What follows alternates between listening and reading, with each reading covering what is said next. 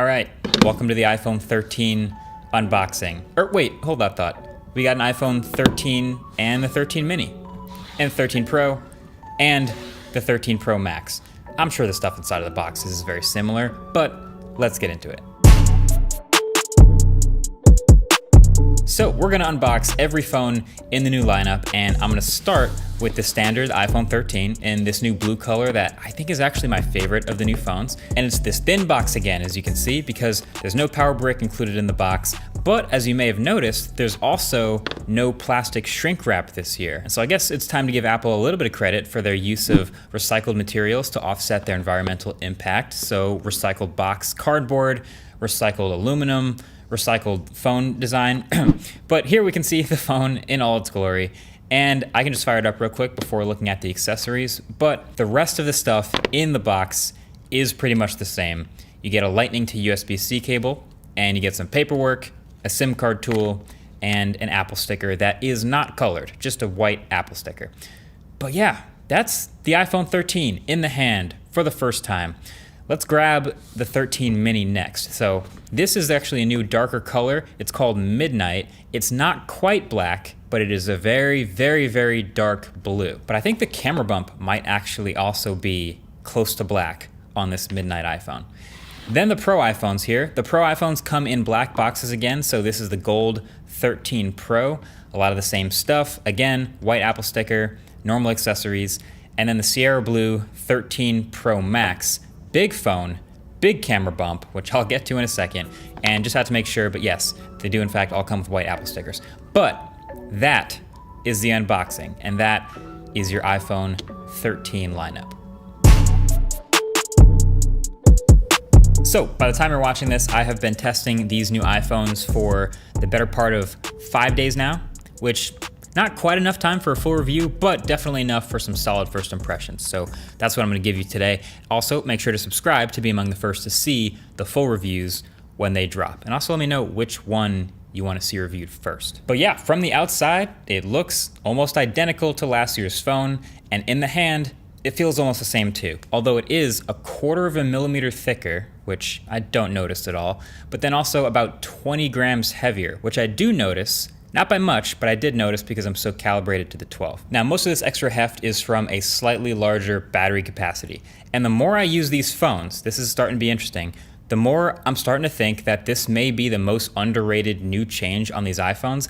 I have been very impressed with the battery here, especially on the larger phones. So I had a day with the 13 Pro where I had nearly 5 hours of screen on time with half battery left, which is crazy good. And that's not even the Pro Max. So we'll see if this continues to hold up, but that's definitely something to keep an eye on this year that I wasn't expecting as much. You know, obviously it's a pretty minor update, but in the grand scheme of things, even if Apple didn't add crazy fast charging or ultra fast wireless charging, the fact that they did make the phone a little thicker and a little heavier for a little bit of a bigger battery, all right, yeah, thumbs up. But really, the only other two updates to evaluate are the cameras and the screen. So for these cameras, I already have a bunch of sample photos here, and I encourage you to follow me on Twitter or Instagram because I'm gonna keep posting new sample photos and videos as I keep testing these. But overall, my impression so far is still a great set of cameras, especially in broad daylight, of course. And the bigger improvements will be seen in more edge cases like low light, fast moving subjects, etc. Definitely gonna shoot some more of that type of stuff. But the star of the show really is all the sensors are bigger and better, and they're still 12 megapixels each, but that ultra wide in particular looks much better with the sharpness across the whole frame. And I'm pumped that the new telephoto on the Pro is 3x, slightly better than the 2.5x on the Pro Max last year. And again, a larger sensor. But that's why all these cameras are so massive on the back of the phones too. It's of course an aesthetic change between this year's phone and last year. The cameras are also now diagonal on the 13 and 13 mini, not just to look different, but to fit that new hardware. And it's just an overall bigger camera bump that's super duper thick. Damn, boy, he's thick! I do already have a couple quirks, things that I've noticed about these cameras though. One, ProRes. So these Pro cameras, the 13 Pro, 13 Pro Max, were supposed to have ProRes video, super high quality codec that's used all the time in the video world. It's not here. It's not here yet, anyway. This is a coming soon feature that will apparently be pushed sometime with a software update. Again, I can't evaluate it. It's supposed to be here, but it's not. And Apple's usually pretty good about eventually delivering things they promise, especially in software.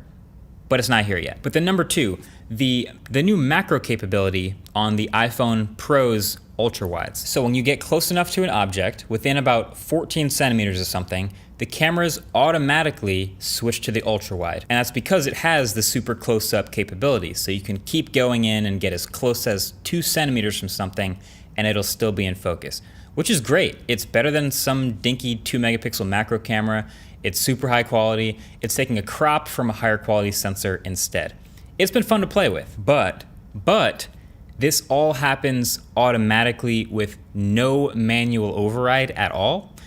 Not a huge deal to some people, but like you can see the switch when it happens in the viewfinder, but there is no indication that it has switched cameras at all. So you walk in closer to something, it switches to the crop of the ultra wide, but it still says 1x on the right side, like it's still coming from the main camera when it isn't. But now all the natural bokeh from the primary camera's focal length is gone, and it doesn't let me switch back. That's the thing. I can hit the 1x all I want, nothing happens. And that's the difference between getting this and moving 1 inch closer, auto switching, and getting this. It just looks worse. Now, maybe they do that automatically to prevent some of the fringing that can come with close-up subjects from these larger primary sensors. But on a Pro phone, I would like at least to be able to hit the 1x button and switch back to the primary sensor. Just give me the button for the control. Small complaint though. But then also there is the new cinematic mode, which is on all of the phones. And it is a software feature, but it is so processor intensive that it's only going to be on iPhone 13 and later. It's not coming to older iPhones. But this was described on stage as focus rocking and AI-based face tracking for shooting more cinematic videos. I think this is going to look like, to regular people, like video portrait mode. So first of all, in the camera modes, it's got its own dedicated swipe over panel. So there's portrait photos, then regular photos, then regular videos, then cinematic mode, which immediately applies the fake extra depth of field. Now, there's way more manual controls, so I'm thinking maybe I'll try to shoot a whole video or something with this to see if it's worth your time for people trying to make videos on the iPhone. But for now, for normal people getting this phone, yeah, that background blur is gonna get the most attention. It's like video portrait mode. So I got a lot of camera testing to do. But you know what didn't take me very long to evaluate is the new screens. So they're all the same sizes as last year, but they are brighter. They've got a slightly 20% smaller notch thanks to the movement of that earpiece up top. And the Pro versions now have 120 Hertz ProMotion. So the smaller notch, it's all right, I guess. To my eye, honestly, it makes almost no difference because you don't actually get much screen real estate back. Apple didn't even have the courtesy to add an option to see the battery percentage up there in the status bar or do anything with the extra screen real estate. The 120 Hertz ProMotion though, it's legit, it's amazing, it's very nice looking, and it's about damn time. And I'm gonna probably say the same thing again when it finally comes to the Pixel 6, also this year. But yeah, it's about time. Now to be fair, Apple's had, in my description, some of the smoothest feeling 60 Hertz phones of the past, but the second I unlocked the 13 Pro for the first time out the box and I could see that high refresh rate, I loved it. I mean, you can see my actual real-time reaction in the BTS video that we just dropped on the studio channel. But it looks great. Super smooth animations, and pretty much every single app and every single animation, even pre-launch of the phone, is moving at 120 Hertz right off the bat. Even the classics like Instagram and TikTok that still need to get updated to look correct on this barely released phone are 120 Hertz. But yeah, high refresh rate for the win. It won't translate here, of course, on camera in this 30 FPS video. But yeah, you'll have to trust my words. It's really good. Even now, better than the iPad Pro because it's OLED now. It's 120 Hertz, HDR, OLED. It's beautiful. Aside from that, here's some A15 Bionic Geekbench scores just to sort of round out the initial impressions. It's obviously a very fast chip. It is a little bit of a bump over last year. There you go. But that sort of rounds up my initial thoughts on the iPhone 13. A lot of friends are asking, should I update? Is it worth it? Even though it's a small update over the 12, maybe they have an older phone, should they get this phone? First of all, friends, wait for the full review. It's coming very soon. That'll have all the details. But yeah, it is such a minor set of changes that I think if you were thinking about getting the 13 specifically, then you might consider a freshly discounted 12 because the phone is so similar and it just dropped now that the 13 came out. With the Mini, the battery life on the smaller one was bad, so maybe you'll get the 13 Mini instead with the better battery life.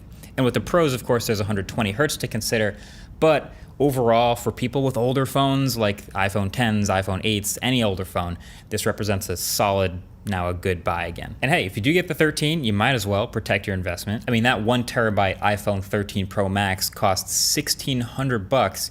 Wouldn't want that to crack on the first week, would you? Shout out to the D-Baron grip case. No better way to protect your investment. I'll link that below. But let me know in the comments, what stuff do you want to see covered in detail in the full review? And also, which one should I review first? I have a feeling it'll probably be the 13 standard, but let me know anyway. We'll check those out. Either way, that's been it. Thanks for watching. Catch you guys soon. Peace.